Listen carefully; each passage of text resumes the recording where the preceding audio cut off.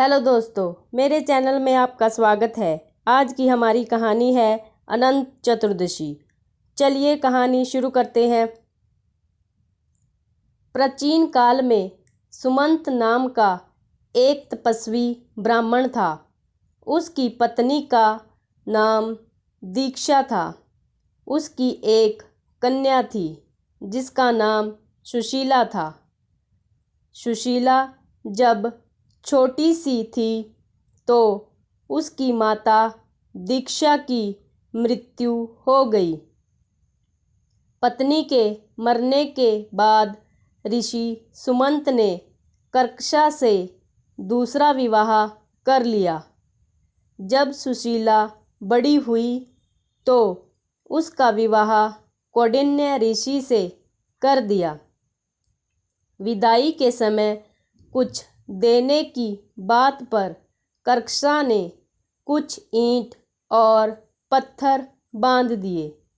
एक दिन कौंडिन्य ऋषि की दृष्टि अपनी पत्नी के बाएं हाथ में बंधे अनंत सूत्र पर पड़ी, जिसे देखकर वह भ्रमित हो गए और उन्होंने पूछा, क्या तुमने मुझे वश में करने के लिए यह सूत्र बांधा है?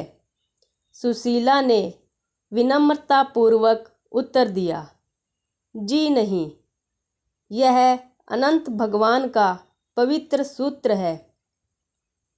परंतु ऐश्वर्य के मद में अंधे हो चुके कौंडिन्य ने अपनी पत्नी की सही बात को भी गलत समझा और अनंत सूत्र को जादू मंत्र वाला तथा वशीकरण करने का डोरा समझकर तोड़ दिया और उसे आग में डालकर जला दिया।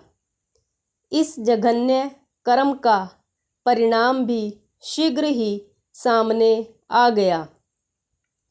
उनकी सारी संपत्ति नष्ट हो गई।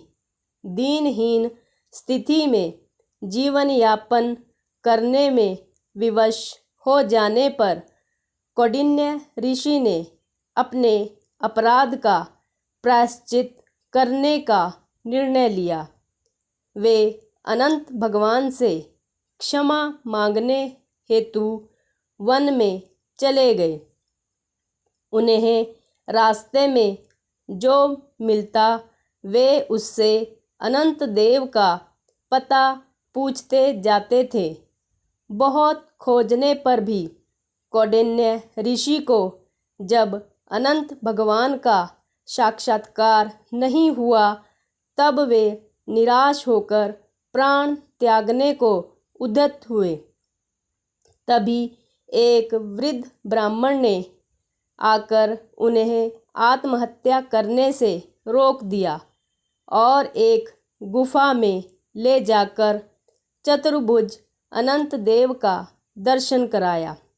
भगवान ने मुनि से कहा, तुमने जो अनंत सूत्र का तिरस्कार किया है यह सब उसी का फल है। इसके प्रायश्चित हेतु तुम 14 वर्ष तक निरंतर अनंत व्रत का पालन करो। इस व्रत का अनुष्ठान पूरा हो जाने पर तुम्हारी नष्ट हुई संपत्ति तुम्हें पुनः प्राप्त हो जाएगी और तुम पहले की तरह सुखी और समृद्ध हो जाओगे। कौंडिन्य ऋषि ने इस आज्ञा को सहर्ष स्वीकार कर लिया।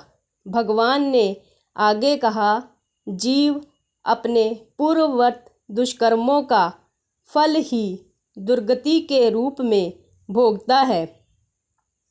मनुष्य जन्म जन्मांतर के पातकों के कारण अनेक कष्ट पाता है।